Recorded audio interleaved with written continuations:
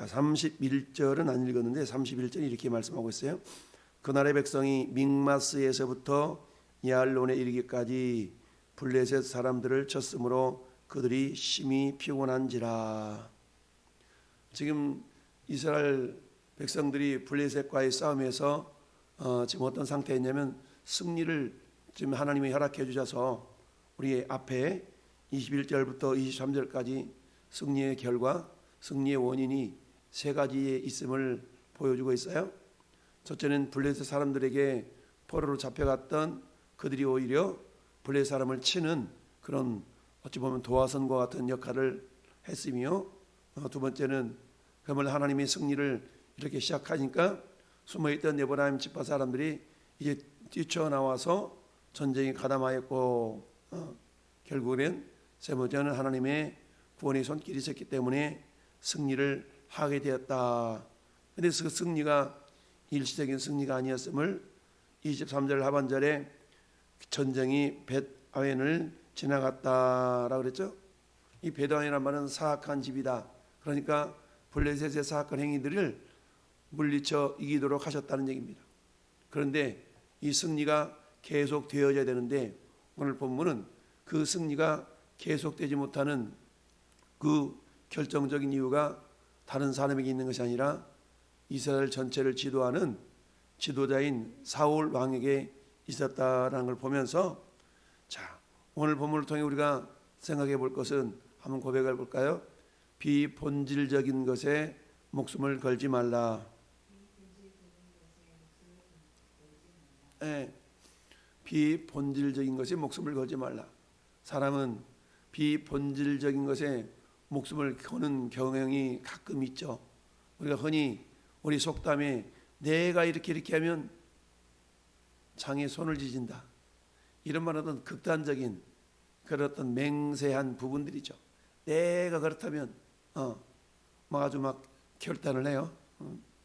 그런데 우리가 비본질적인 것에 그야말로 목숨을 걸고 맹세를 하고 그러면 그 결과는 오히려 자기에게 돌아오는 경우가 많이 있다라는 것을 우리는 알아야 됩니다. 오늘 31절 그날의 백성이 믹마스에서부터 야알론에 이르기까지 블레셋 사람들을 쳤으므로, 그러니 블레셋과의 전투에서 승리하기 위해서 얼마나 애를 썼겠어요? 물론 하나님이 도와주셨지만 그 하나님이 도우심이라는 게 내가 싸울 때 그 도우심을 경험하는 것이지 그렇지 않잖아요. 그러니까 백성들이 믹마스에서부터 야알론에 이르기까지 나가서 전투를 할 때에 하나님의 손이 함께 하셔서 이기게 하셨지만 그래도 설렁설렁 싸우는데 이길 수 없잖아요. 최선을 다해서 싸우고 하나님의 도우심이 있었기에 이 전쟁이 이길 수 있었어요. 그래서 이제는 어때요? 벳아웬을 지나서 계속적으로 그 원수들을 물리쳐 이겨야 되는데, 그런데 어때요? 사울 왕이 24절에 이날에 이스라엘 백성들이 피곤하였으니 이는 사울이 백성에게 맹세시켜 경계하여 이르기를 저녁 곧 내가 내 원수에게 보복하는 때까지 아무 음식물이든지 먹는 사람은 저주를 받을지어다. 아무 음식물이든지 먹지 말라는 거죠. 왜 그래요? 그냥 빨리 어떤 전쟁을 끝내고 싶은 공명심 때문에 그랬던 것을 보게 됩니다. 즉 지도자의 지나친 공명심은 그 공동체 전체를 힘들게 어렵게 피곤케 만들 수가 있다는 것을 우리에게 보여줍니다. 그것은 24절에 사울 왕이 블레셋을 가르쳐서 말하기를 뭐라고 하고 있어요? 저녁 곧 내가 누구에게 보복할 때까지? 내 원수에게 보복하는 때까지라고 그랬죠.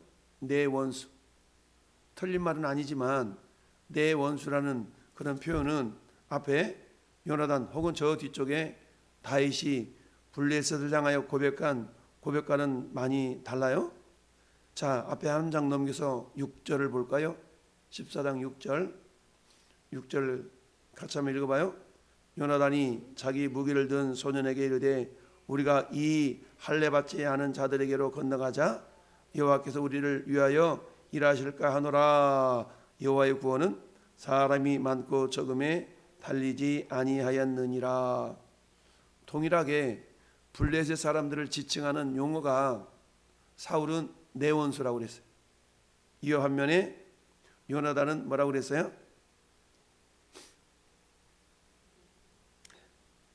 할례 받지 않은 자들, 할례 받지 않은 자들이라고 그랬고, 사울은 내 원수, 아니 내 원수라고 표현하나 할례 받지 않은 자들이나 똑같이 블레셋을 지칭하는 단어인데 왜 그러냐라고 말할 수가 있지만 그렇지 않다는 겁니다. 우리가 교회 공동체에서 어떤 선한 일을 감당해 내고 이렇게 말할 수 있잖아요. 아우 내가 그 하나 얼마나 힘들었는지 몰라, 이렇게 말할 수도 있고, 또 다른 사람은 아우 주님의 은혜로 주님이 힘주셔서 이렇게 했어, 이렇게 말하는 사람이 있을 수가 있겠죠. 첫 번째, 내가 이 일을 하려면 얼마나 힘들었는지 몰라, 동일한 일을 해냈지만 그것은 뭐예요? 내 의로움이 나타난 말이죠. 그런데 후자에 아우 내가 이 일을 했지만 이건 내가 한 게 아니야, 주님의 은혜야, 이건 철저하게 하나님께 영광을 돌리는 모습이죠.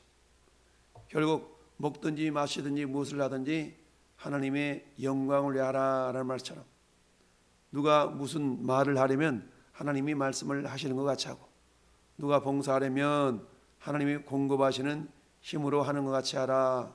하나님이 싫어하는 것이 뭐예요? 철저하게 영광을 하나님께 돌리지 않는 걸 싫어하시잖아요. 내가 내 힘으로 내 보좌를, 결국은 내가 하다가 땅에 내어 쫓겨서 사단이 되었잖아요. 그러니까 천사장 루시엘이 하나님의 영광을 위하여서 온갖 보석으로 다 치장해서 이렇게 주셨음에도 불구하고 그것에 감사하거나 만족하지 못하고 결국 어때요? 하나님 자리 넘보다가 이 땅으로 내어 쫓겨서 사단이 된 거 아니겠어요? 그것은 뭐예요? 행함의 모든 중심이 내가였거든. 내가 그러다가 마찬가지로 오늘 사울의 고백은 그런 차원인 거죠. 요나단의 고백은 이 할례 받지 못한 사람들이라는 이 용어는 하나님과 이스라엘 백성들 사이에서 언약적인 관계 속에서의 용어가 할례 받지 못했다. 할례라는 것은 하나님과 이스라엘 백성들 사이에서 어떤 언약의 증거가 할례잖아요. 그러니까 할례 받지 못한 사람이라는 것은 이 블레셋 족속들은 하나님 언약 밖에 있는 사람이야, 우리는 하나님과 언약 안에 있는 사람이야, 철저하게 하나님 중심의 표현이라면 내 원수라는 표현은 철저한 어떤 개인적인 나 중심의, 자기 중심의 어떤 표현이었던 겁니다. 그러니까 사울이 블레셋과의 전쟁을 이기고 싶은 마음이야 요나단인들 없었겠어요? 모든 백성들이 다 있었겠지만, 그러나 이 승리의 목적이 사울에게 있어서는 자기 개인적인 공명심이 컸다는 얘기입니다. 그러다 보니까 표현 자체도 이 할례 받지 못한 사람들 그렇게 표현하지 않고 내 원수, 이처럼 사울은 자기 중심적이었다는 것을 우리가 24절을 통해서 보게 됩니다. 그러면서 어때요? 한번에 보면 헛맹세, 필요 이상의 맹세를 시키고 있는 걸 보죠. 여러분, 전쟁에 승리하려고 그러면 잘 먹고 힘이 있어야 싸워 이기는 거 아니겠어요? 그런데 오늘 24절이나 31절은 백성들이 피곤했다고 그랬거든요. 그랬는데 이 피곤한 상황 가운데서 숲속에서 뭘 발견했어요? 꿀을 발견한 거예요. 꿀. 그런데 사울이 맹세시킬 때에 요나단은 그 자리에 없었어. 그래서 요나단은 꿀을 발견하고 지팡이 끝으로 막대기 지팡이 끝으로 이렇게 벌집을 이렇게 쑤셔서 꿀을 이렇게 먹었어요. 그리고 보니까 너무너무 몸이 개운해지고 에너지가 공급되니까 힘이 났겠죠. 근데 그 모습을 백성 한 사람이 보고 말하기를, 당신의 부친이 백성에게 맹세하여 엄히 말씀하시기를 오늘 음식물을 먹는 사람은 저주를 받을지어다 그랬습니다. 이렇게 말해주니까 요나단이 어머나 그래? 큰일 났다, 어떡하지? 이렇게 반응을 보이지 아니하고 뭐라고 그랬어요?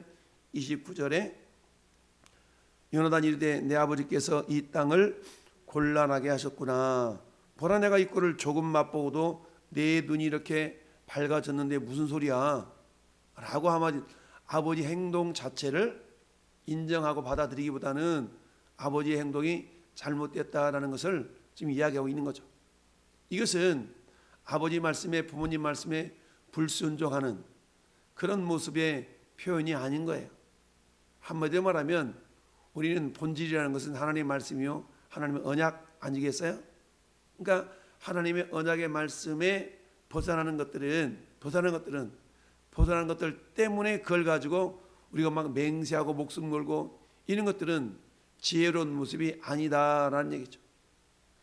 블레셋이 남겨놓은 전리품을 취해서 힘을 얻어서 전쟁을 더 이렇게 행할 수 있어야 되는데 그렇지 못했던 것을 봅니다. 우리가 신앙생활을 하는 가운데 우리는 두 가지 극단을 볼 수가 있어요.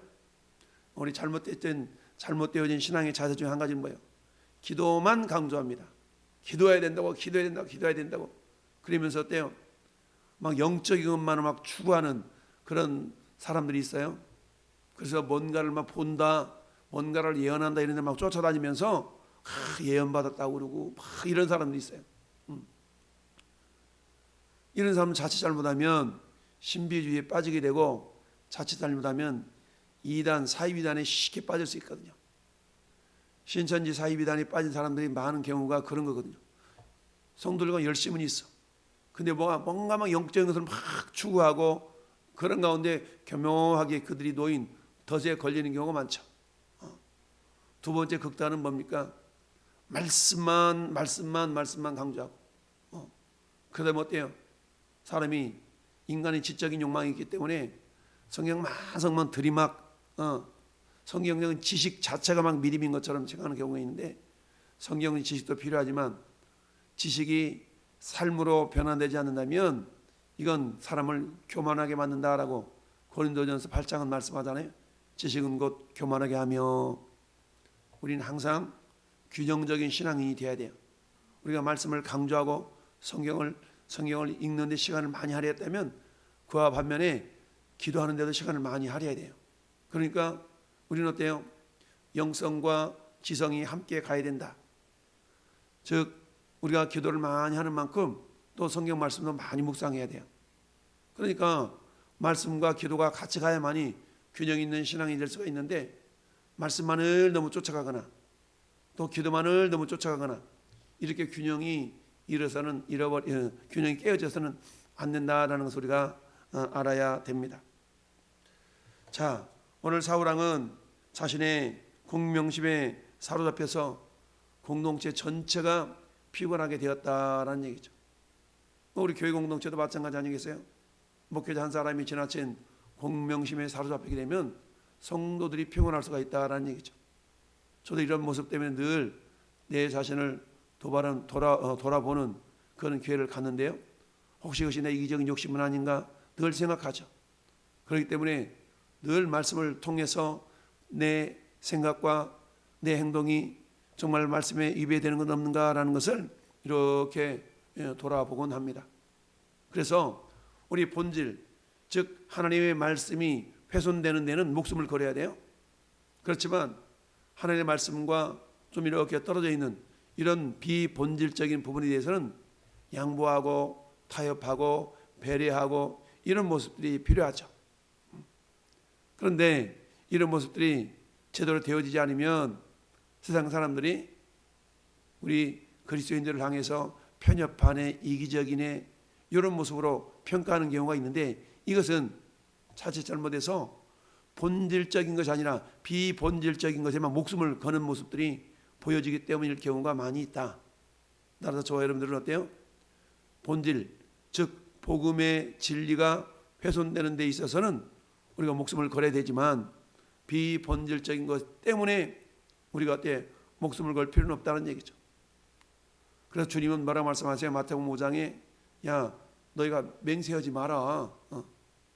그러면서 비본질적인 것에 대해서 우리가 맹세하지 말 것을 주님이 말씀하고 있어요. 오늘 꿀을 먹음으로 말미암아 정신이 맑아지고 힘을 쏟았던 것을 통해서 성경 우리에게 무엇을 깨닫게 해주시느냐? 우리는 매일매일의 삶이 영적인 전쟁이잖아요. 이스라엘과 블레셋의 전쟁에서 진짜 꿀을 먹음으로 힘이 솟아났던 것처럼 우리는 주님 앞에서는 그날까지 우리 삶은 악한 마귀 사단과 그의 휘하에 있는 악한 영들과의 싸움이 계속이거든요. 우리는 모든 성도는 영적인 전쟁터에서 늘 영적인 전쟁을 치러야 되는 영적 군사들이에요. 그래서 어때요? 에베소서 6장에는 너희는 하나님의 전신갑주를 입으라, 전신갑주를 취하라 라고 말씀하잖아요.